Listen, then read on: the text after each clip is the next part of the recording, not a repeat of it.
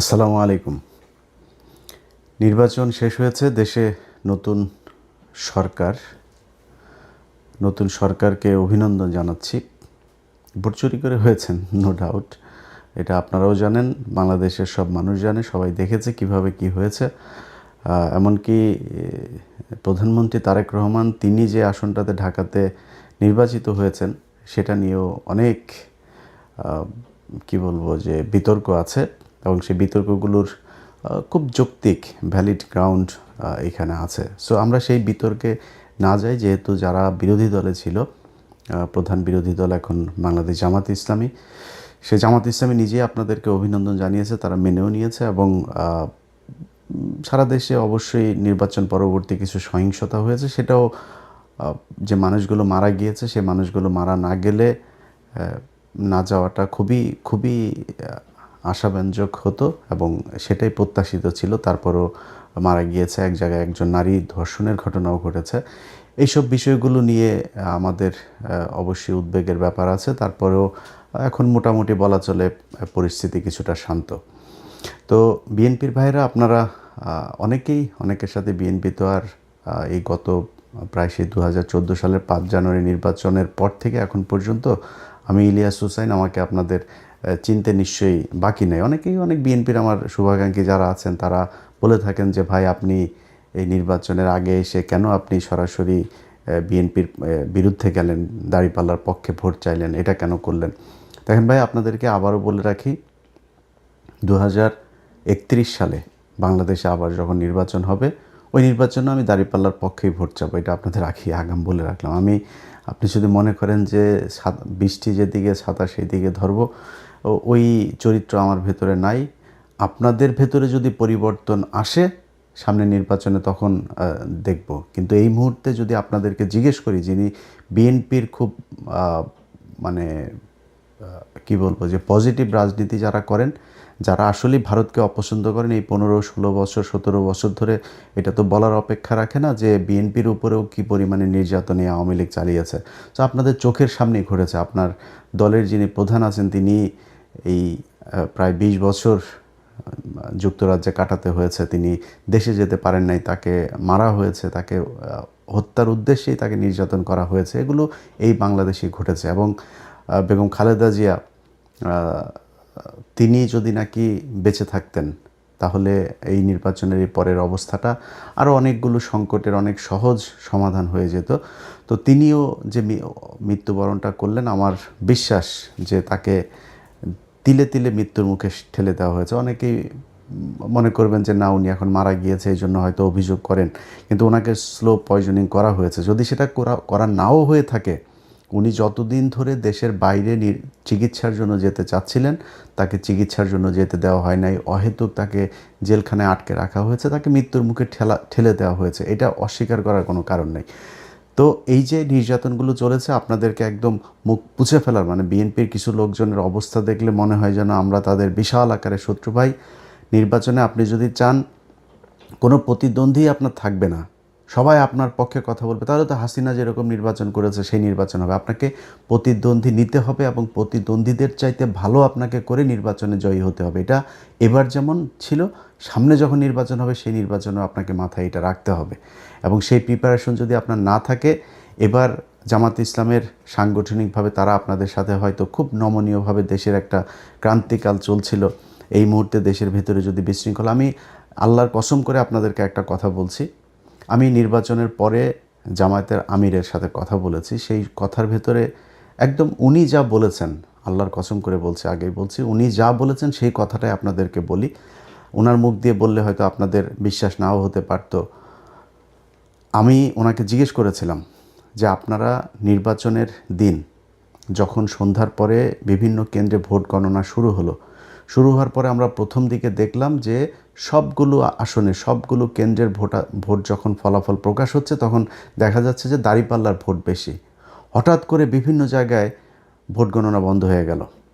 প্রথমে নির্বাচন কমিশনের যে ওয়েবসাইট, সেখানে দেখাচ্ছিল একদম প্রথম পরপর 5টা দাঁড়িপাল্লার, একটা ছিল ধানের শীষের।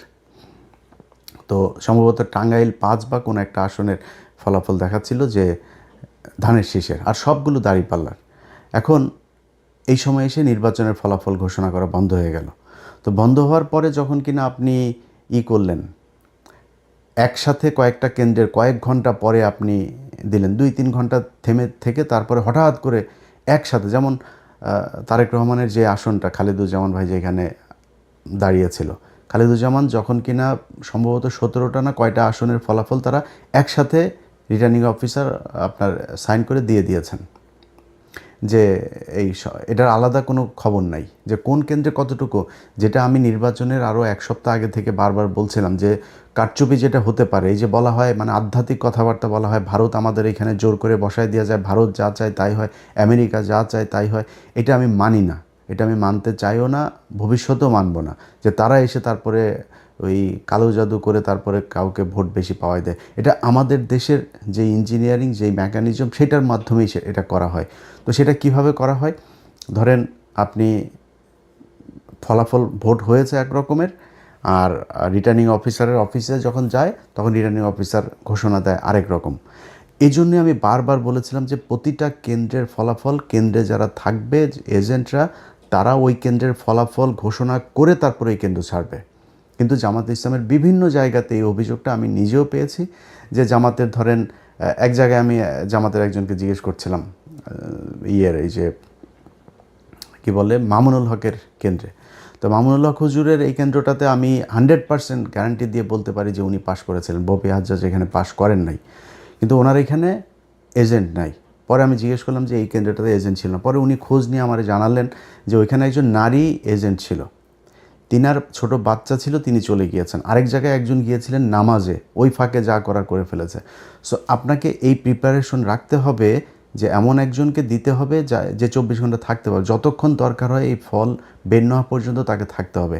এরকম ঘটনা নিশ্চয়ই আরও অনেক জায়গাতেই ঘটেছে। এই ঘটনাগুলোকে যাতে ঘটানো না হয় সেটা ব্যবস্থা করতে হবে। তো আমি আমির সাহেবকে জিজ্ঞেস করলাম যে আপনারা যখন ফলাফল দেখলেন যে কয়েক ঘন্টা বন্ধ রেখে এরপরে এই ফলাফল দেওয়া হলো, হঠাৎ করে 10টা 15টা 20টা কেন্দ্রের একসাথে ফলাফল দেওয়া হচ্ছে, এই 2-3 ঘন্টা যখন বন্ধ ছিল, আপনাদের নিশ্চয়ই মনে আছে চ্যানেল 24, 71 টিভি, সময় টিভি, তারপর আরও কয়েকটা টেলিভিশন আছে, এরা আপনার রেজাল্ট দেওয়া শুরু করলো কি যে সব জায়গায় বিএনপি, সব জায়গায় বিএনপি। জামাতের যে আসনগুলো আমি নিজে ধরেন যেগুলোর খবর জানছিলাম, যেমন আমার বাসায় চুয়াডাঙ্গাতে, আমি চুয়াডাঙ্গার দুটোতেই রেজাল্ট পেয়েছি যে দুটো জিতে গিয়েছে, কুষ্টিয়াতে 3টা রেজাল্ট পেয়েছে জিতে গিয়েছে, নীলফামারীতে জিতেছে, সাতক্ষীরাতে জিতেছে, যশোরে খবর পেয়েছে, কিন্তু সেগুলো রেজাল্ট দেওয়া হচ্ছে না, সেগুলো বলছে না, সব বিএনপি বিএনপি বিএনপি, এবং মানে আজগুবি রেজাল্ট দিয়ে দেওয়া হচ্ছে চ্যানেল 24, তারপরে এই সময় 71 এই টেলিভিশনগুলোতে। তা আমি সাহেবকে বললাম যে আপনারা এই সময়টাতে আপনারা কোনো প্রতিবাদ করলেন না কেন? যখন দেখলেন যে আপনাদের রেজাল্ট আর দেওয়া হচ্ছে না, ওই জায়গায় তো আপনাদের উচিত ছিল। ঢাকা 8, মির্জা আব্বাস কখনোই পাশ করে নাই। মির্জা আব্বাসের এখানে কি হয়েছে সেটা বাংলাদেশের সব মানুষ দেখেছে, যে বিএনপি করে সেও জানে কিভাবে পাশ করানো হয়েছে তাকে। তো এই জায়গাগুলোতে তো আপনারা যখন দেখলেন যে ঠিক আছে ঢাকা 13 আমার শেষ, 13 পুরো এস্টাবলিশমেন্টটা আপনি 14 নিয়ে যেতে পারতেন, 11 নিয়ে যেতে পারতেন, 8 নিয়ে যেতে পারতেন, এটা করা হয় নাই কেন? যেমন নাহিদের আসনে জামাত ইসলামের বিশাল প্রস্তুতি ছিল, সেইখানে কিন্তু কারচুপি করার সর্বোচ্চ চেষ্টা করা হয়েছে, শেষ পর্যন্ত পারে নাই। তো এখন এইখানে এগুলোতে করা হলো না কেন? মির্জা আব্বাসের আসনটাতে সেখানে যেখানে কোনো সিল মারা নাই, এক জায়গায় কালো দাগ আছে, তারা নিজের দাগ দিয়েছে, দাগ দিয়ে তারা বলেছে যে এটা এই পেয়েছে। নির্বাচন কমিশন সিদ্ধান্ত দিল যে যেখানে কালো দাগ, পেপারের যে কোনো এক জায়গায় যদি নাকি দাগ থাকে, সেটাই ধানের শীষ হিসাবে গণ্য করা হবে। কেন? ধানের শীষ ছাড়া কি আর কোনো মার্কা নাই ওইখানে? এটা করা হয়েছে। তো এই আমি যতটুকু, আমি আপনাদের কাছে সব কিছু বলছি না, কিন্তু আমি যতটুকু ভেতরে মানুষজনের সাথে কথা বলে বুঝেছি যে এই নির্বাচনটার আসলে এরকম একটা ফলাফল জামাতকেও আগে থেকেই বলে রাখা হয়েছিল যে আপনাদেরকে মেনে নিতে হবে।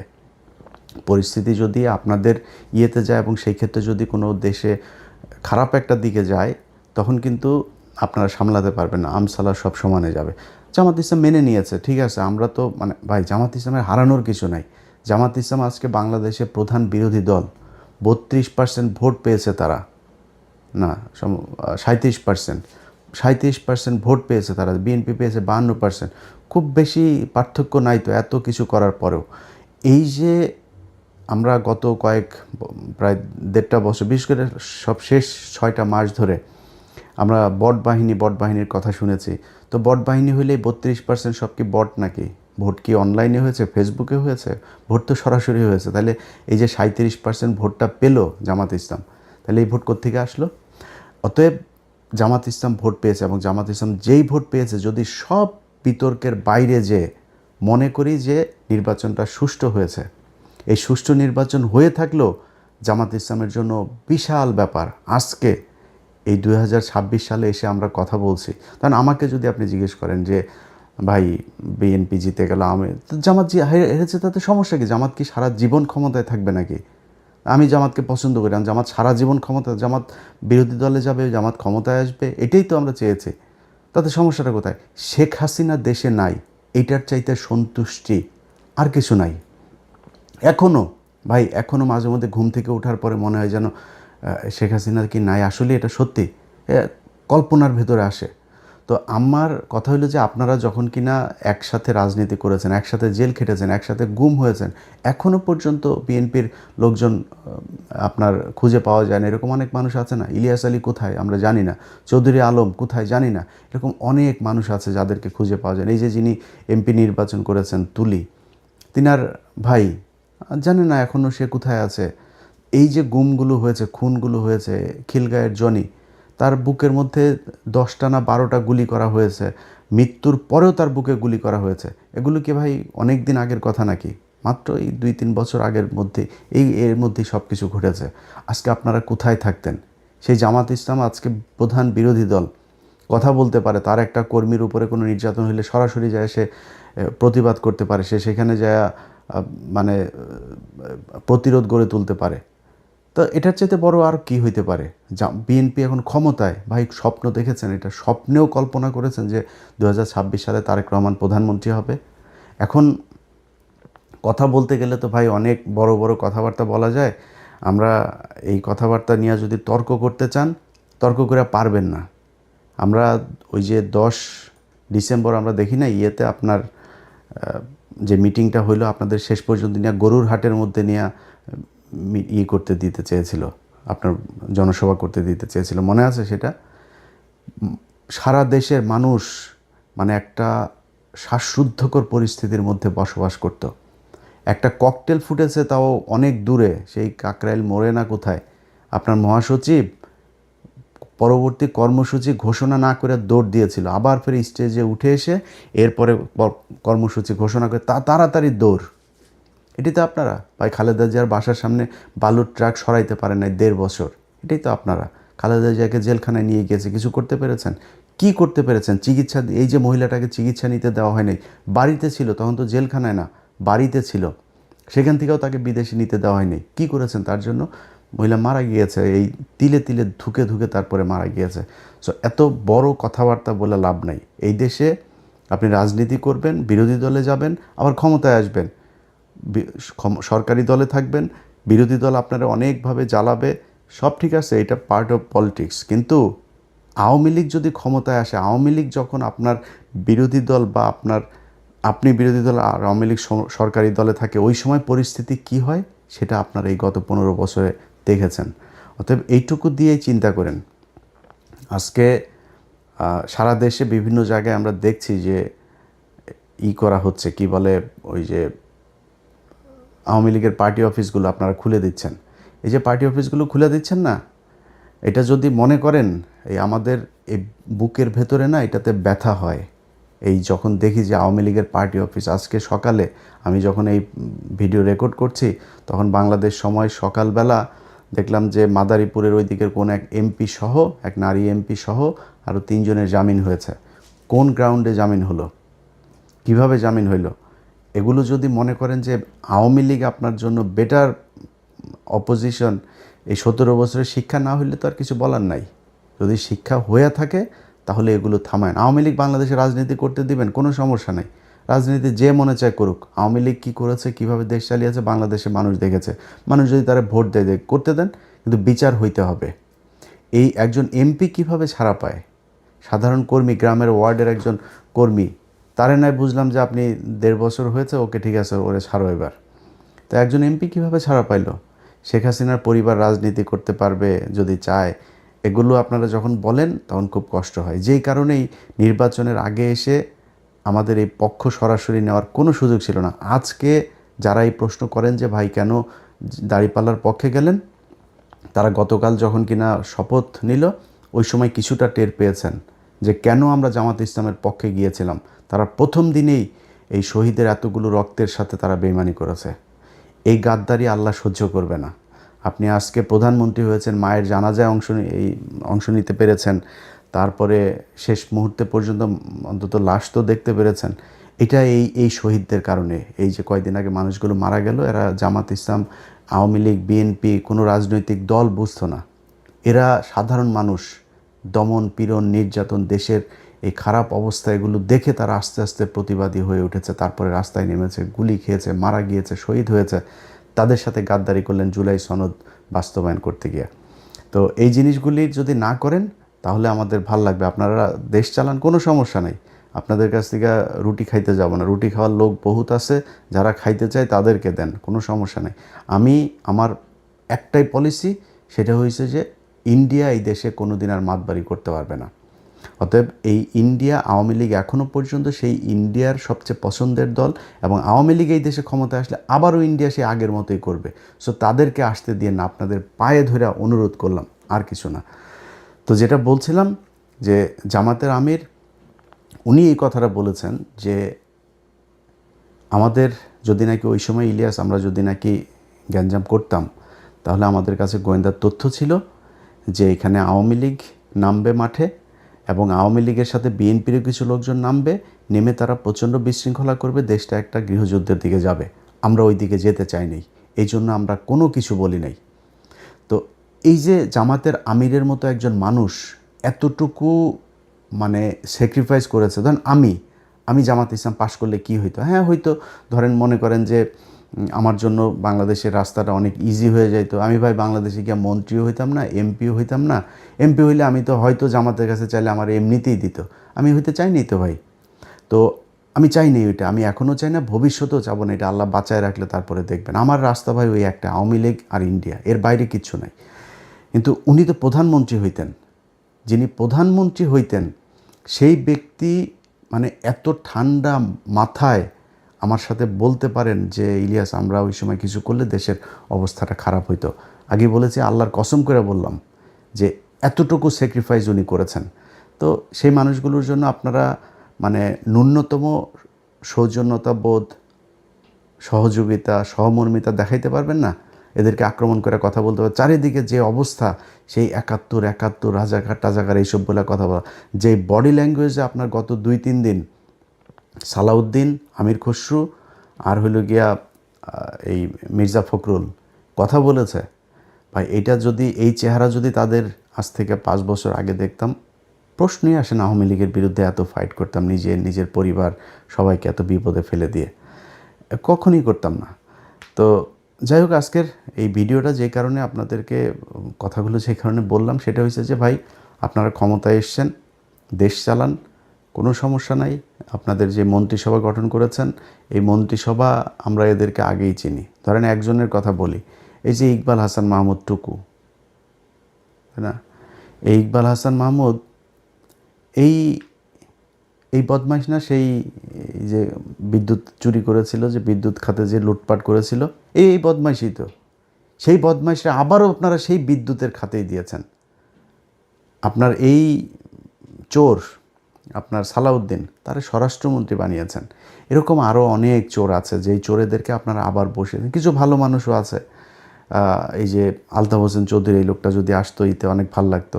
ওই যে সাকা চৌধুরীর ছেলে হুমাম কাদের চৌধুরী, উনি যদি আসতো অনেক ভাল লাগতো। নতুন ইশরাক এসেছে, একটা ভালো পছন্দ। তারপর এরকম আরও অনেকেই ছিল যাদেরকে আপনারা আনতে পারতেন। এটা আমাদের আলোচনার বিষয় না যদিও, কিন্তু এখানে যে চোরগুলোকে এনেছেন, এই চোরগুলো দিয়ে এই যে মির্জা কী বলে ফখরুল ইসলাম আলমগীর, এই মির্জা ফখরুল ইসলাম আলমগীরের ভাই তো মনে করেন এখন লুটপাট করে মানে অস্থির বানায় দিবে। আপনার হাতে রিজার্ভ আছে কত ভাই? রিজার্ভ কত? ডক্টর ইউনূস তো তেনা তুনা পেঁচায়া আকুর বিল বাকি, আদানির বিল বাকি, বিশ্বব্যাংকের বাকি, কিস্তি বাকি, আইএমএফের কিস্তি বাকি, বিভিন্ন বাকিটা কী করে শেষের দিকে এসে আমরা $29 বিলিয়ন রেখে গেলাম। এই $29 বিলিয়ন ভাই, এই রোজার পরই অবস্থাটা দেখেন না। অলরেডি ডলারের দাম ঊর্ধ্বমুখী। আজকে জ্যাকসন হাইটে গিয়েছিলাম, দেখলাম যে আমি গত 3-4 দিন আগে জ্যাকসন হাইটে গিয়ে দেখলাম কত যেন আজকে তার চাইতে $1 বেশি। তো ডলারের দাম বেড়ে যাচ্ছে। তারপরে জিনিসপত্রের দাম, এখন এই যে রমজান এসেছে, জিনিসপত্রের দাম বাড়ানো, নানান চ্যালেঞ্জ সরকারের হাতে। তো এই যে জায়গাগুলো, আপনারা এমনিতেই তো ভাই অস্থিরতার মধ্যে থাকবেন, তার উপরে এসে আবার এখন রাজনৈতিক যে বিরোধী দলটা আপনাকে সহযোগিতা করতে চাচ্ছে, সেই বিরোধী দলটাকে আপনি খোঁচায় আবার সেই 71-72 এসব 71-72 ট্যাবলেট বাংলাদেশের মানুষ আর খাবে না।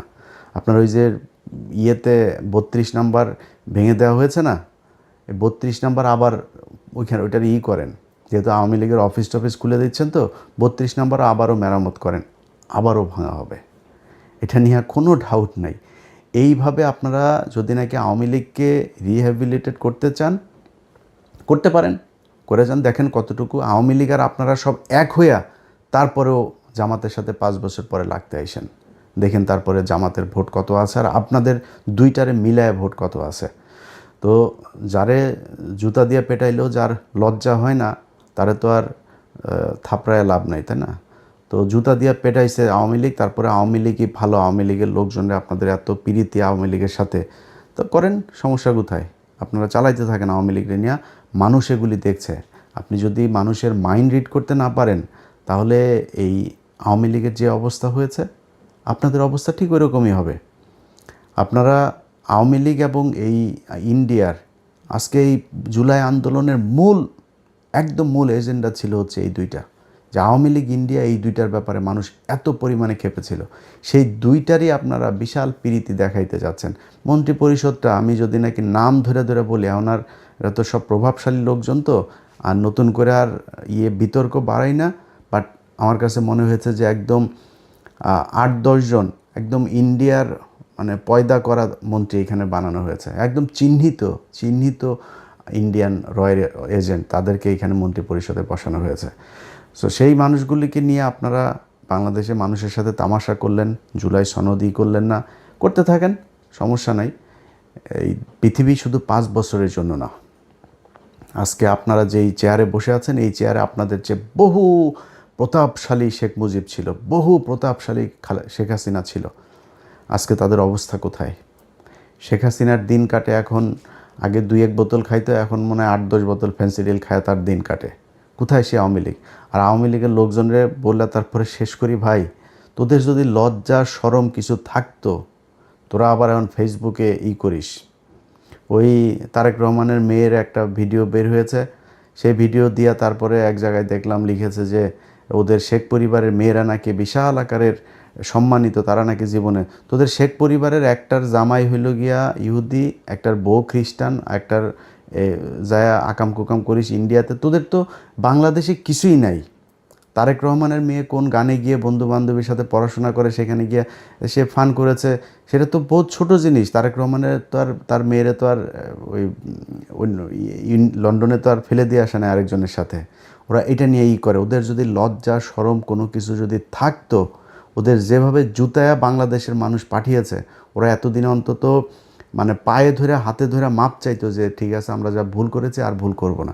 ওরা আবার ঘাট তারাম করে এখনও ভাব মারে, ওরা আবার নাকি না করে তারপরে পোক্ত হয়ে বাংলাদেশের রাজনীতি শুরু করবে। তোরা আয়, তোদের জন্য তুই মনে করিস না যে এই বিএনপি তোদেরকে সাপোর্ট দিয়ে রাখবে আর বাংলাদেশের মানুষ সব মারা গিয়েছে? এত মারা যায়নি তো। এই জামাত শিবির আজকে যে অবস্থানে আছে না, এর চাইতে আরও ভয়ঙ্কর, খুব ভার্নারেবল একটা পজিশনে থেকেও কিন্তু তারা এই দেশে ফাইট করেছে, পালায় যায়নি কেউ, রাজনীতি করেছে এই দেশে। এখন তো তাদের অবস্থা অনেক ভালো, চাইলেই উপরায় ফেলা যাবে না, একদম নিষিদ্ধ করে এগুলি করে যাবেন। আওয়ামী লীগই তাদেরকে একদম একদম পরিপূর্ণ করে দিয়ে গিয়েছে। যাদেরকে এতদিন বলা হইতো যে রাজাকার ছিল, মুক্তিযুদ্ধের সময় জীবিত ছিল, সব ফাঁসি দিয়ে দিয়েছে। এখন কি বলবি? এখন এদেরকে রাজাকার বলবি, এদেরকে ফাঁসি দিবে, এদের বিচারের আওতায় আনবি, কিনে আনবি। চাঁদাবাজিও করে না, ধান্দাবাজি করে না, টেন্ডারবাজি করে না, মানুষের মেয়ে মানুষের দেখলে ইপটিজিং করে না, কিছুই করে না, তো তাদেরকে তুই নিবি কেমনে? আবার এই হাসিনার মতো ওই যে ইন্ডিয়ারে নিয়ে তারপর ওইভাবে, ওইটা অত ইজি হবে না বিষয়টা।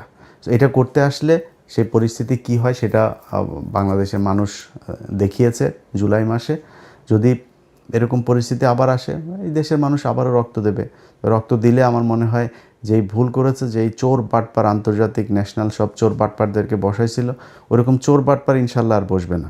একদম শুরু থেকে মানুষ বুঝবে। আমরাও মানে ওই খোলা পানিকে আমরা ওই যে দই মনে করেছিলাম, চুন দেখে আমরা দই মনে করেছিলাম ওইটারে, মনে করে তারপরে সবার কত প্রশংসা। আমি নিজেই বলেছি এই ইউনুসকে 20 বছর চাই ভাই। প্রতিটা উপদেশটা চুরি করতে করতে দেশটার একদম ধ্বংস করে দিয়ে গিয়েছে। তো এই ধ্বংসস্তূপ থেকে তারেক রহমান টেনে উঠাবে, এটাই বিশ্বাস। মন্ত্রিপরিষদ নিশ্চয়ই উইদিন 6 মান্থ বা 1 বছরের মধ্যে এটার পরিপূর্ণ একটা হবে। নিশ্চয়ই তারেক রহমান সেই জায়গায় নিয়ে আসবে। আর ভাই, আপনারা যারা মন্ত্রী টন্ত্রী এমপি টেমপি আছেন, চুরি করার সুযোগ পাবেন, কিন্তু দেশের একদম ওই দেউলিয়া বানায় তারপরে যদি চুরি করতে যান তাহলে কিন্তু সমস্যা হবে। যাই হোক, ভালো থাকেন। আপনাদের কাছে বিচার দিয়ে রাখলাম, যারা বাংলাদেশে বিএনপি করেন ভাই, আপনাদের কেন্দ্রীয় নেতারা সোল্ড হইতে পারে। আপনারা বিশাল বড় দল, আপনাদের এই দলে অনেক মানুষ আছে এবং এই দলের বেশিরভাগ মানুষই ভারত বিরোধী, আওয়ামী লীগ বিরোধী। আমি আজকে কিছুক্ষণ আগে ভিডিওটা করার ফরিদপুরে দেখলাম যে তারা অফিস খুলেছে, আবার ফের বিএনপির লোকজন গিয়ে সেই অফিসে তালা মেরে দিয়ে এসেছে। আপনাদেরকে স্যালুট। যারা তৃণমূলের নেতাকর্মী আছেন ভাই, এই মির্জা ফখরুলদের সমস্যা হয় না। মির্জা ফখরুলের মেয়ে অস্ট্রেলিয়া ছিল, তার ঘর জামাইটা অস্ট্রেলিয়ায় ছিল, টাকা পাঠায়, আওয়ামী লীগই টাকা পাঠাইতো, তারা ভালো থাকে। আপনাদের সালাউদ্দিনের শিলংয়ে নিয়ে ভিআইপি রিসোর্টে নিয়ে রাখে, এদের সমস্যা হয় না, সমস্যা আপনাদের হয়। সো আপনাদের চোখের সামনে যদি আওয়ামী লীগের অফিস খুলবে, তারা রাজনীতি করবে এই দেশে, এটা দেখতে যদি আপনাদের ভাল লাগে তাহলে কোনো সমস্যা নেই। আমরাও তো ভাই খারাপ নাই, আমরা তো দেশে জেল খাটি নাই, আমরা দেশে পুলিশের দৌড়ানি খাইনি, আপনারা খেয়েছেন। আপনাদের যদি সেটার পরে লজ্জা না হয় তাহলে আর কি করেন, যেমন ভাল লাগে। ভালো থাকেন।